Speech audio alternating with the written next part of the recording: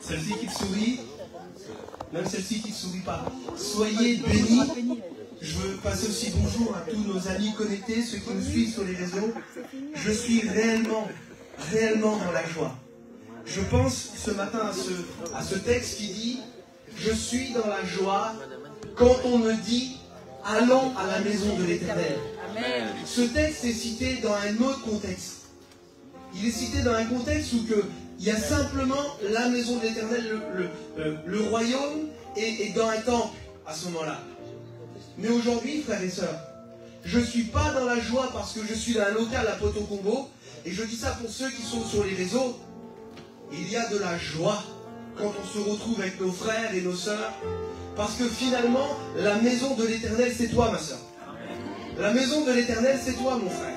Et je suis heureux quand on me dit on va se retrouver, et on va passer un temps ensemble, parce que sous la nouvelle alliance, la Bible dit que 2 ou 3 sont réunis, et c'est là où Dieu envoie la bénédiction. Et il y a de la joie. Il y a de la joie quand on se tient dans l'unité et dans l'amour. Je suis heureux ce matin d'être ici. Bonjour à tous ceux que je n'ai pas vus. Et je voudrais parler ce matin d'une naissance. Je voudrais parler ce matin avec vous, je voudrais qu'on parle de Jésus. Est-ce que vous aimez Jésus? Est-ce que vous voulez qu'on parle de Jésus? Moi, je voudrais parler de Jésus parce qu'il y a un texte qui est formidable. Il y a quelque chose... vous savez, quelquefois, il y a des phrases qui sont prononcées et qui font déclencher une avalanche. Quelquefois, des politiques vont prononcer une phrase et ça va faire un boom médiatique. On va en entendre parler partout. Et il y a une phrase qui va être citée. Et cette phrase, c'est « un enfant nous est né, et un fils nous est donné ». Depuis que la création avait été faite, cette phrase était en suspens. Jésus devait venir. Jésus n'est pas venu. Il est venu, il n'a pas comblé un manque. C'était prévu. La Bible dit qu'avant la fondation du monde, il devait venir, l'agneau avait été immolé. Et puis, il y a eu cette phrase qui a été citée, et j'aimerais te dire quelque chose. On va mettre le titre tout de suite. Le titre de ce message, ça va s'afficher sur les écrans. Tu dois te révéler. Il y a eu la révélation de qui était le Fils. On va parler de Jésus parce que Jésus, c'est le Fils qui a été révélé sur la terre. Il y a eu des hommes qui sont parus sur la terre. Il y a eu tout un tas d'hommes de Dieu qui ont paru, qui ont marqué leur temps, leur génération, que des livres ont été écrits, qui ont même accompli la volonté de Dieu. Même d'ailleurs, la Bible dit, en son temps, et un tel, et un tel, et un tel, accomplit les desseins d'Éternel. Mais c'était toujours des hommes de Dieu. Et à ce moment-là, le texte va tomber, et ce texte, c'est « Un enfant nous est né ». Mais j'aimerais te dire, mon frère, ma soeur, que c'est le Fils qui est donné. L'enfant, c'est celui qui naît. Et j'aimerais te dire que le but de la naissance, c'est pas l'enfance. Quand un enfant y naît, il ne naît pas pour être un enfant. Le but de la naissance, le véritable but de la naissance, c'est de révéler un fils ou de révéler une fille. C'est dans cette optique-là que Dieu va citer ça, que la parole va citer ça en disant un enfant nous est né. Mais attendez, écoutez. Mais un fils nous est donné. C'est dans cette dimension. Ta naissance, c'est un cadeau. Et pour ceux, est-ce qu'il y a des papas et des mamans ce matin? Amen. Il y a des papas et des mamans, levez la main. Amen. Il y a des papas et des mamans, que Dieu vous bénisse, les papas et des mamans. La naissance, c'est un cadeau. Et tu es né, toi aussi, comme un cadeau. Il n'y a rien eu de particulier pour ta naissance. Mais c'est seulement quand tu seras fils que tu seras donné. Tu seras un cadeau quand tu deviendras fils. Église, est-ce qu'il y a des gens qui sont nés de Dieu ici? Est-ce qu'il y a des gens qui ont rencontré le Seigneur et qui sont nés de nouveau? La naissance, tu n'as rien fait pour la naissance. C'est par grâce. Mais c'est seulement quand tu vas rentrer dans la dimension du Fils que tu vas pouvoir être donné. C'est le Fils qui est donné. Donc le titre c'est « Tu dois te révéler ». Et puis on va parler de Jésus. Et puis Jésus pour moi c'est l'exemple dans ce message. C'est vraiment un exemple de révélation. Est-ce que vous voulez qu'on le voie ensemble? On le voit ensemble? Jésus va naître.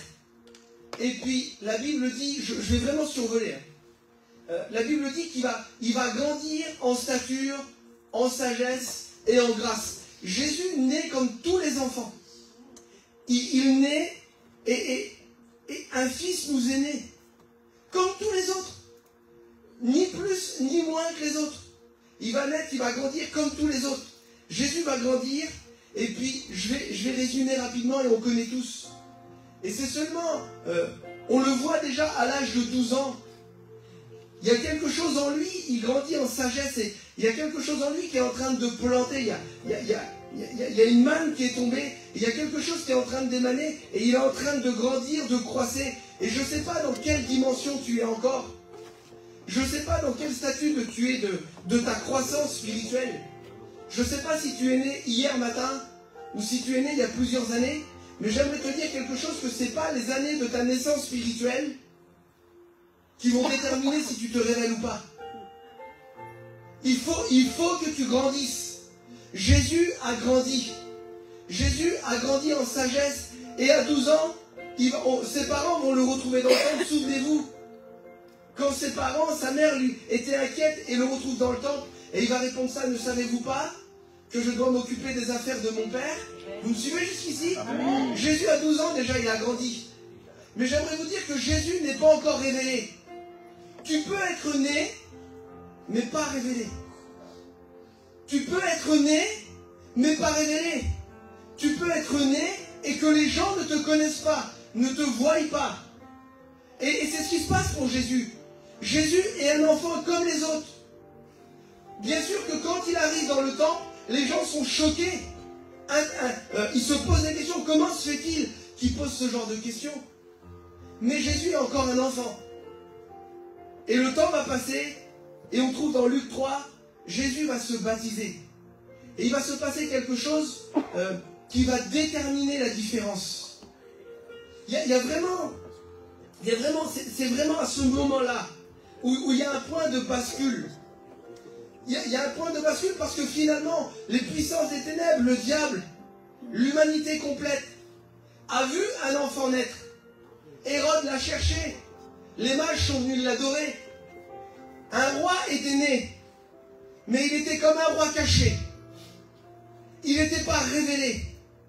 Et puis, il va se passer quelque chose, pour moi, à mon sens, d'extraordinaire sur la terre de l'ordinaire. C'est une terre où il n'y a rien de nouveau. Et on dit souvent, il n'y a rien de nouveau sous le soleil. Qui a déjà entendu cette phrase-là? Vous avez déjà entendu ça? J'aimerais vous dire que ce jour-là, tout proche du Jourdain, il va se passer quelque chose d'extraordinaire, quelque chose de nouveau. Quelque chose que jamais ça ne s'était passé. Jésus va se baptiser, vous connaissez l'histoire. Et la Bible dit dans Luc 3, verset 22, le Saint-Esprit descendu sur lui comme une colombe. Quelque chose d'extraordinaire, n'est-ce pas? Mais le ciel, il y a une voix qui va retentir. Et j'aimerais vous dire que c'est la voix de la révélation. C'est la voix de la révélation. Tu dois te révéler. Et à ce moment-là, la voix va crier, tu es mon fils bien-aimé. Et en toi, j'ai mis toute mon affection, tout mon amour. C'est Dieu qui parle. Et ça n'était jamais arrivé. Vous savez pourquoi? Parce que jamais le Fils n'était encore descendu. Et à ce moment-là, alors que on savait que le roi était né, mais c'est le Fils qui était donné, c'est le Fils qui était révélé. Et puis à ce moment-là, il y a quelque chose de surnaturel et tout de suite, Jésus prend tout de suite sa mission. Jésus va se retirer. Jésus n'est plus un enfant, c'est un fils. C'est à ce moment-là, c'est à ce moment de maturité, c'est à ce moment-là où en fait, ce qui a été planté en toi depuis des années, ce qui a grandi depuis des années, c'est dans cette dimension-là auquel non seulement tu n'es plus un enfant, mais tu deviens un fils. Et le fils est fait pour être donné. Alléluia. Jésus va partir au désert et vraiment je voudrais résumer vraiment pour sans m'égarer. Restez avec moi quelques minutes. Parce que je crois que ce message a pour but de révéler quelque chose que vous possédez déjà. Est-ce que vous le croyez? Amen. Amen, vous le croyez? Moi je crois que ce matin, suite à ce message, vous allez trouver en vous des ressources que Dieu a déjà plantées. Est-ce que vous le croyez? Amen. Tu le crois? Amen. Alléluia. Et Jésus va partir dans le désert. On sait, il va être tenté. Et Jésus revient à Nazareth. Et puis, c'est le moment. C'est le moment de s'afficher. C'est le moment de se révéler. Et Église, je te dis ça ce matin, toi sur les réseaux, mon frère, il est temps de te révéler.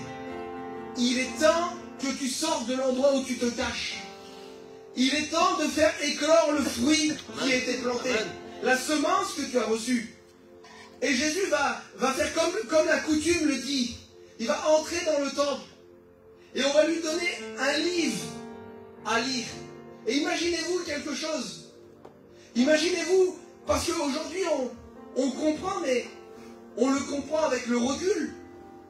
Mais essayez de vous mettre à l'époque. Essayez d'imaginer quelques instants, vous qui êtes dans l'église ce matin, ou même toi qui es en ligne, mon frère, ma soeur.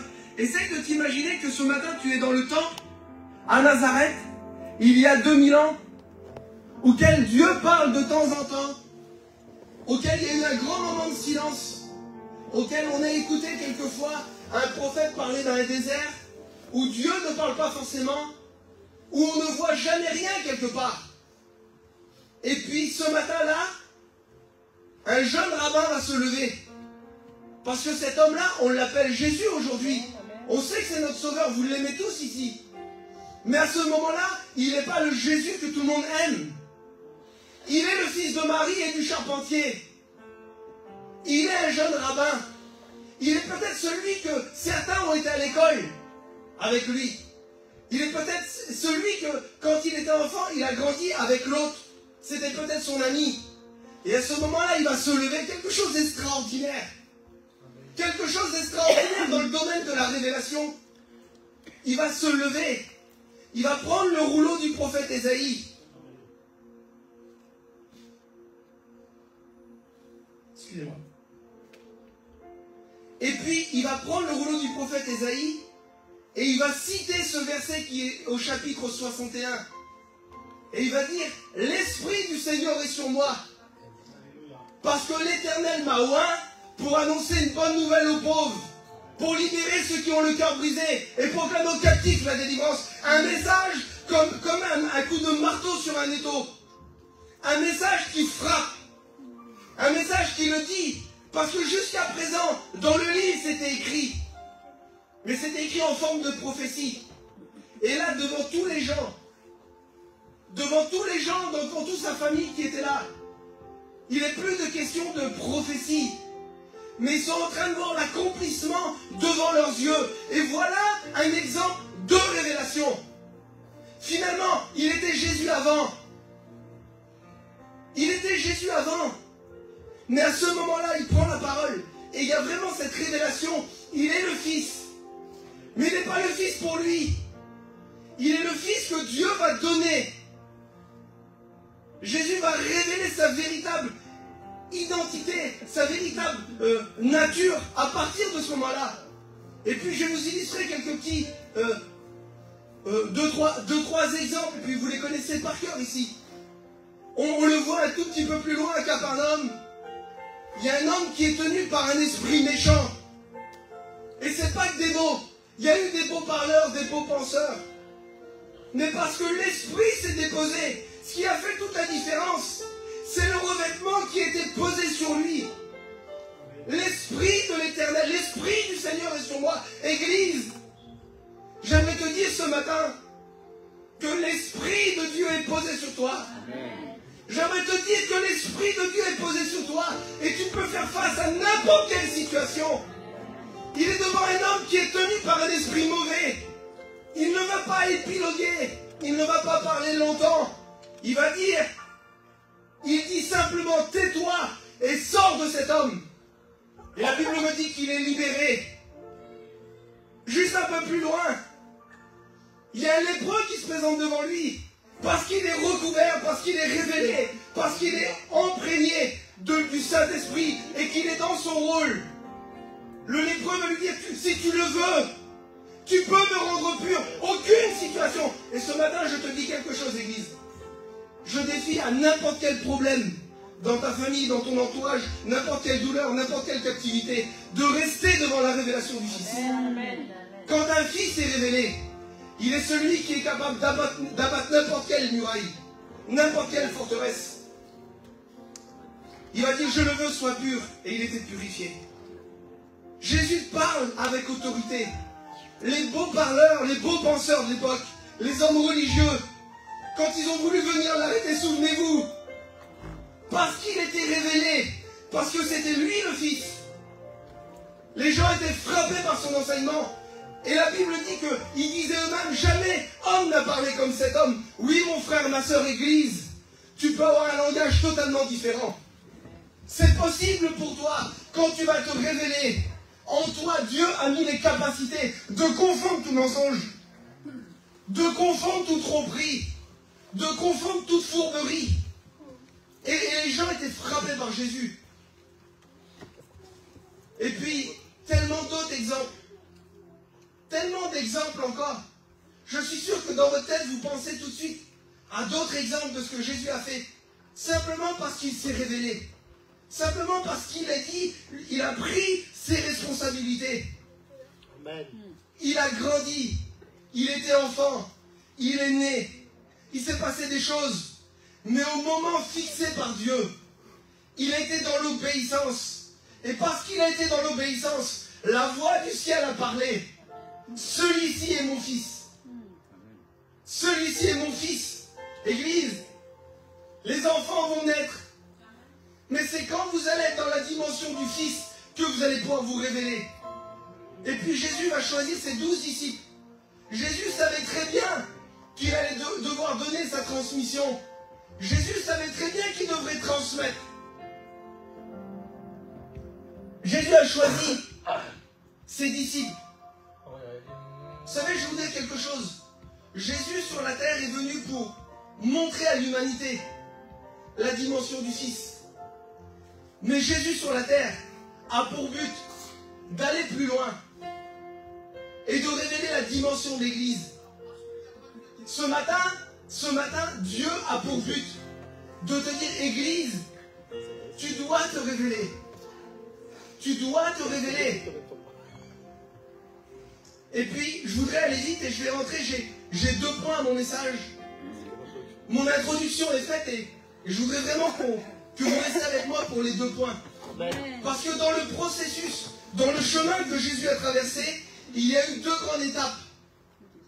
Jésus doit partir et Jésus doit revenir. Il y a un moment où il doit quitter. Il y a un moment où il doit mettre le comble à son amour. Et Jésus va chercher un moyen, un moment, des hommes qui va former avec leurs défauts, avec leurs différences, mais pour un but, pour pouvoir transmettre la mission. Oui, je te dis, Église, la mission, elle est transmissible. Donne-moi un amen. Amen. Si vous êtes avec moi, donnez-moi un amen. Amen. Jésus annonce sa transmission. La Bible dit dans Jean 16, il commence en disant ça. Je vous ai dit ces choses afin qu'elles ne soient pas pour vous une occasion de chute. Jésus va avertir ceux qu'il a autour de lui. Vous savez, je vais vous dire quelque chose. Quand la Bible dit que Dieu a mis en lui toute son affection, son amour, la véritable Église, elle n'a pas pour but de faire mal. Et puis même quand c'est le plan de Dieu, même quand c'est la volonté du Seigneur, Jésus va les prendre à part. Et je vous ai dit ces choses, je vous parle de tout ça. Parce que je ne veux pas que je sois une occasion de chute pour vous. Essayez de comprendre que finalement, il est en train de se révéler à vous, non pas pour vous mettre une épée, un bouclier, un poids derrière la tête, mais simplement pour que tu puisses comprendre qu'il y a une révélation derrière ça et que tu dois te révéler pour pouvoir transmettre à ton tour. Un homme ne peut pas donner ce qu'il ne l'a pas reçu, Mais Jésus l'avait reçu. Et Jésus est en train de transmettre. Jésus est en train de donner. Église, tu as reçu. Ma soeur, tu as reçu. Tu as reçu. Mon frère, ne cherche pas, tu l'as reçu. La Bible dit que tout amour de Dieu était déversé dans vos cœurs par le Saint-Esprit. Tu l'as reçu. Est-ce que tu le crois? Est-ce que tu le crois? Alléluia, moi je le crois. Et puis, il va dire quelque chose. Et pour moi, je vois ça comme un mystère. Il y a quelquefois des phrases où je me mets encore à la portée des disciples qui sont autour de lui. Aujourd'hui, on voit avec beaucoup de recul. Mais à ce moment-là, il y a une révélation qui tombe. Une parole va tomber. Jean 16 au verset 7, il dit « Cependant, je vous dis la vérité. Il vous est avantageux que je m'en aille. Car si je ne m'en vais pas, le Consolateur ne viendra pas. Mais si je m'en vais, je vous l'enverrai. » Et puis, j'ai mis l'interrogation, moi, ici. Il y a une autre version qui dit « Encore un peu de temps, vous ne me verrez plus, parce que je m'en vais au Père. » Et puis, je me suis posé une question, et je vais vous la poser, cette question. Jésus est en train de donner un mystère. Est-ce que vous comprenez tout, vous? Est-ce que quand Dieu vous parle, vous comprenez tout de suite? S'il y a des gens, celui qui comprend tout, il lève la main. Il va me donner la leçon, il m'explique comment il fait. Celui qui a la science de tous les mystères. Non, il n'y en a pas ici? Alléluia, vous êtes comme moi. Comment ça peut être mieux qu'il s'en aille? Celui qui a tout pouvoir, celui qui est capable de résoudre toutes les difficultés. Comment ça peut être possible, ma soeur, qu'il s'en aille? Celui qui est capable de répondre à tous tes besoins. Celui que le ciel a parlé et qui a dit c'est lui, mon fils bien-aimé. Celui que, finalement, celui que quand les disciples étaient avec eux, qu'ils étaient à la transfiguration, celui que Dieu a dit sur lui, écoutez-le. Mais Seigneur, si tu t'en vas, Seigneur, mais comment je vais faire pour t'écouter? Est-ce que vous comprenez pourquoi le cœur des disciples était touché quand il parlait de l'enlèvement, quand il parlait de s'en aller? Ils avaient trouvé enfin non pas un homme beau parleur, mais ils avaient trouvé le Fils de Dieu qui était capable de tout. Mais il y avait une transmission qui était en train de se faire, et là il y a un grand mystère. Et le mystère, je crois que ce mystère, Dieu veut nous le révéler. Est-ce que vous voulez que Dieu nous révèle ce qu'il est en train de nous dire? Et je crois quand j'ai reçu ça, vraiment, j'ai reçu quelque chose, et quand j'ai compris ça, j'ai dit Seigneur, il faut que j'en parle. C'était la semaine dernière, et quand j'ai compris ça, j'ai dit Seigneur, c'est tellement important. Et mon deuxième point, c'est Jésus doit revenir. Mais comment il doit revenir? Quand est-ce qu'il va revenir? Et tu vas dire, mais finalement, c'est pas à moi de le savoir. Puisque Jésus le dit à ses disciples, c'est pas à vous de savoir le temps et les moments. Ça, c'est quand Jésus va venir enlever l'église. Mais Jésus, je vais vous dire, frères et sœurs, il doit apparaître à travers de vous. Jésus, s'il a réellement réussi la transmission, et derrière la transmission, il y a un objectif, une mission qui est réellement bien transmise.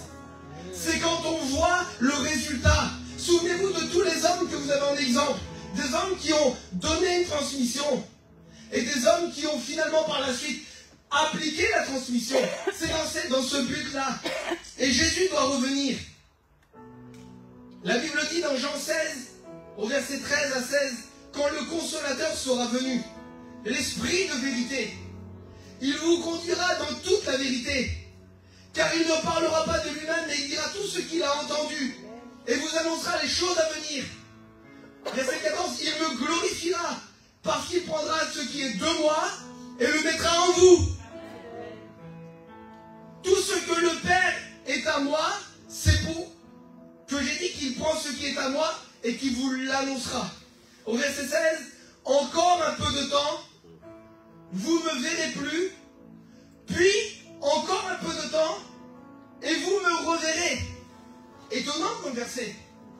Comment ça peut être possible? Tu t'en vas, je te vois plus, et bien après je te revois.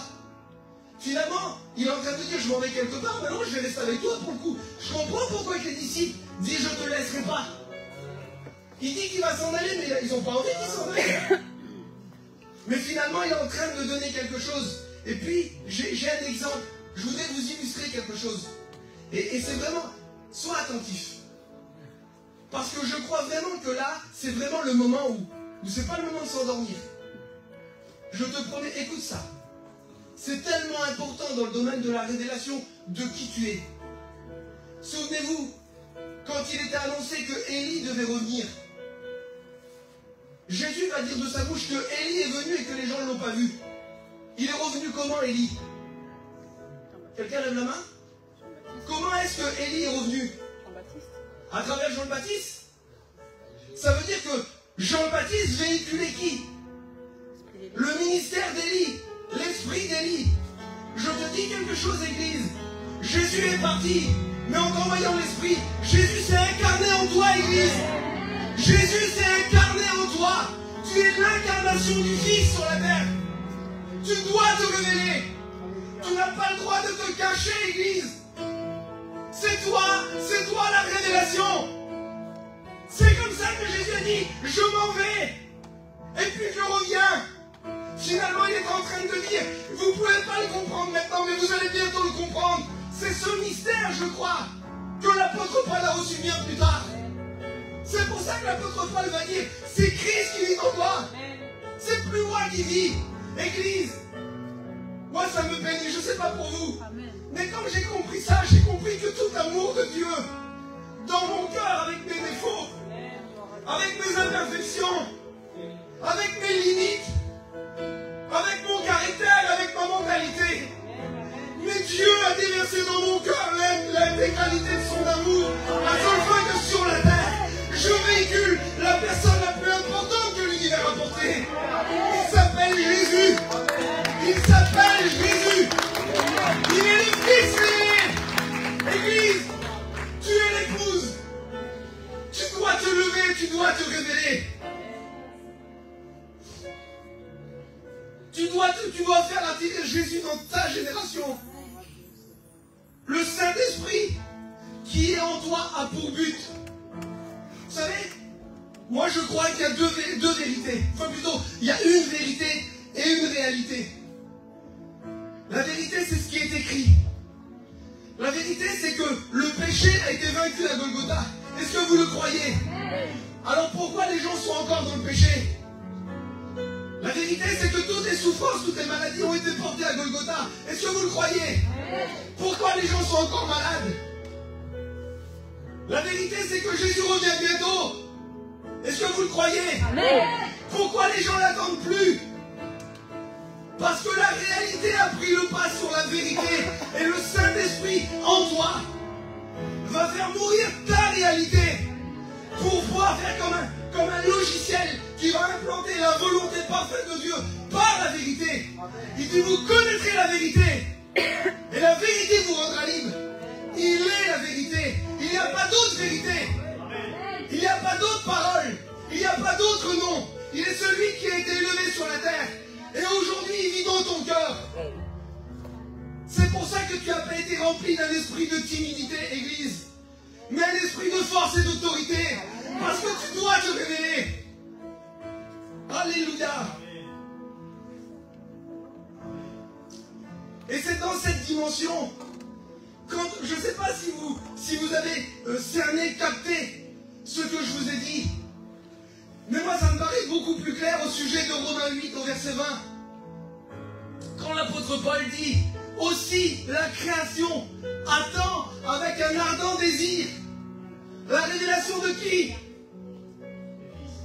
La révélation de qui? Il y a un S à la fin, c'est pas le Fils, c'est les Fils. À tous ceux qui l'ont reçu. C'est qui, Église? Mais c'est qui, mon frère? C'est qui l'a reçu? C'est qui les Fils? Les Fils, c'est ceux qui l'ont reçu. Un pouvoir nous a été donné de devenir enfants de Dieu. Tu dois te révéler. Tu n'as pas d'autre choix. Tu peux tourner autour. Mais j'aimerais te dire que ce qui est en toi est plus grand que ce qui est dans le monde. Ce Ce qui est en toi est plus grand que ce qui est dans ton problème. Amen. Alléluia. Alléluia. Il dit Jean 15, 26. Il dit quand le défenseur en justice sera venu, il dit vous serez les témoins. C'est vous, frères et sœurs. Arrêtez de dire Seigneur, sois le témoin. Jésus est en train de pleurer. Vous savez, moi j'ai des enfants, j'ai une fille qui a 15 ans, j'ai un garçon qui a 13 ans, et j'ai un petit garçon qui a 4 ans. Et mon but n'est pas que ma fille me demande toujours pour prendre quelque chose dans le frigo, pour pouvoir prendre un gâteau. Mon but c'est qu'elle soit une femme autonome qui est capable plus tard de gérer sa vie. Je ne peux pas toujours donner la main à ma fille pour traverser la route. Quand elle était encore petite, je lui ai appris le principe de regarder à droite et à gauche, à seule fin qu'elle puisse traverser la route en sécurité. Jésus est en train de te former. Et quelquefois la formation, le brisement, quelquefois le renoncement est difficile. Mais Jésus est en train, par le Saint-Esprit, en train d'implanter en toi ce logiciel, implanté en toi cette façon de voir les choses, implanter en toi cette culture, à seule fin que tu te révèles. Tu dois te révéler, Église. Et puis j'aimerais mettre... J'ai deux petites étapes et on va prier. Si tu es un enfant, parce que j'ai dit tout à l'heure, c'est qui naît? C'est qui naît? C'est les enfants. Il y a un temps de croissance. 1 Corinthiens 13, au verset 11. L'apôtre Paul qui va parler, va dire, comme j'étais enfant, je parlais, je pensais, je raisonnais comme qui? Comme qui? Et quand je suis devenu homme, j'ai fait quoi? J'ai fait disparaître ceux qui étaient de l'enfant. Si tu es né hier matin, oh, s'il y a des bébés qui sont nés hier matin, que Dieu vous bénisse. On aime les bébés. On aime les bébés. Mais aucun père ne veut la naissance d'un bébé pour qu'il reste bébé. Aucun père, aucune mère veut la naissance d'un bébé pour le laisser nourrisson. Tu dois grandir. Mais si tu es fils alors tu dois te révéler. Si tu es fils, si tu as compris ce principe, alors révèle-toi. Dieu est là pour t'aider. Alléluia. Alléluia. Mais comment, Seigneur? Alors comment je le fais? Comment je fais? Comment ça peut être possible? Est-ce que tu es sûr de ce que tu dis? Puis il y a quelque chose qui m'a interpellé. Jésus prend le texte d'Ésaïe 61. Puis j'ai fini tout de suite, restez avec moi. Jésus prend le texte d'Ésaïe 61, une prophétie le concernant. Et j'ai remarqué deux choses. Vous savez, je vous fais une confidence. J'ai pas été à l'école après le CM2. Qui est-ce qui a fait pire? Non, je sais que vous êtes tous cultivés, je sais que Tony a passé le bac, etc. Je crois qu'il y a des gens ici qui sont instruits. Mais pour moi, pluriel, singulier, pour moi, ça ne veut rien dire. Je vis dans une réalité où quand je lis avec le S ou sans le S, pour moi c'est pareil. L'orthographe, pour moi c'est pareil. Mais ça a toute son importance, j'ai appris. Amen. Est-ce que vous le croyez? Amen. Et quand Jésus m'a cité ça, dans Ésaïe 61, quelque chose de magnifique, alors je ne vais pas vous le lire, mais Ésaïe 61 commence comme ça, l'Esprit du Seigneur est sur moi. Donc là je parle au singulier. Au singulier, c'est ça, hein? Amen. Alors pour ceux qui ne savent pas, le singulier, c'est quand tu es tout seul. C'est ça, hein? C'est ça. Jésus, Ésaïe 61, parle au singulier. Mais à partir du verset 4, quelque chose d'extraordinaire. Toujours dans la même prophétie. À partir du verset 4, il marque « Ils repartiront sur d'anciennes ruines ». Et là, il met un S. Et j'ai découvert dernièrement que c'est quand tu es plusieurs. Mais c'est qui va bâtir, mon frère, ma soeur? Amen. C'est qui va bâtir? J'aimerais te dire que l'œuvre du Fils avait pour but de faire naître le pluriel. Avait pour but de faire naître cette église qui allait rebâtir sur d'anciennes ruines. Église, ton ministère, ton appel, mon frère, ma soeur, c'est d'aller bâtir dans les vies de ton frère, de ta soeur, autour de toi. Reconstruis. On a tous reçu le ministère de la réconciliation. réconciliation. Va bâtir. Amen. Va Alléluia. construire. Réveille-toi. Ésaïe 61 commence au singulier. Mais à partir du verset 4, c'est le pluriel, c'est l'Église, c'est toi. Tu dois te révéler. Et puis vous savez la prophétie d'Ésaïe, puis je termine. Après on prie. Elle termine comme ça. Alors que Romain, l'auteur aux Romains, avait compris que la création attend quelque chose. Mais pour qu'elle le voie, il faut une révélation, vous êtes d'accord? Il faut une révélation. Est-ce que vous êtes d'accord avec ça? Dans le même chapitre d'Ésaïe 61, au verset 9, il dit « Leur race sera connue ». Frères et sœurs, dans la même dimension d'église, tu es appelé à marquer la différence dans ton entreprise, ma sœur, dans ton travail, mon frère. Quand tu es au volant de ta voiture, tu dois marquer la différence. Tu dois te révéler. Jésus, quand il était dans un endroit, les foules étaient frappées par son enseignement. Les gens, quand ils venaient devant lui, ils disaient, si tu le veux, j'aimerais te dire que tu as le pouvoir, la capacité de dominer sur toutes les situations. Lève-toi, Église. Tu dois te révéler. Jésus est incarné en toi. Jean 17, 21, je vous donne quelques textes. Afin que tous soient un. Comme toi, Père, tu es en moi. Et comme je suis en toi, afin que eux aussi soient en nous. Ça peut pas être plus clair. Il n'y a pas un texte qui est plus clair que Jean 17 au verset 21. Il dit comme toi, Père, moi je suis en toi. Et il dit comme eux aussi, ils soient en nous. C'est clair, frères et sœurs. Je voudrais qu'on se lève et on va chanter un cantique de louange. Vous savez, je crois, moi, que pour se révéler, je crois que ça passe par une prise de décision. Et une prise de décision doit être suivie par s'afficher. Mon frère, ma soeur, à l'endroit où tu es, commence à fermer tes yeux. Et je crois que tu dois t'afficher. Je crois que tu dois t'afficher. J'aimerais qu'on prie. Commence à prier pour toi. Ne demande plus. Tu es comme un vase de terre. Tu es un vase de terre, tu es quelque chose peut-être de fragile. Mais tu portes en toi. Tu portes en toi. La parole me dit que c'est comme si que tu portes un trésor dans un vase de terre. Tu es poussière. Mais tout le potentiel de Dieu a été mis en toi. Tu es capable de dominer sur toutes les situations. Il est le Dieu de l'infini. Commence à chanter, Mathieu. Il est le Dieu de l'infini. Commence à réaliser qui tu es. Oh, la Bible dit que Dieu a fait de toi une créature merveilleuse. Dieu a fait de toi une créature merveilleuse.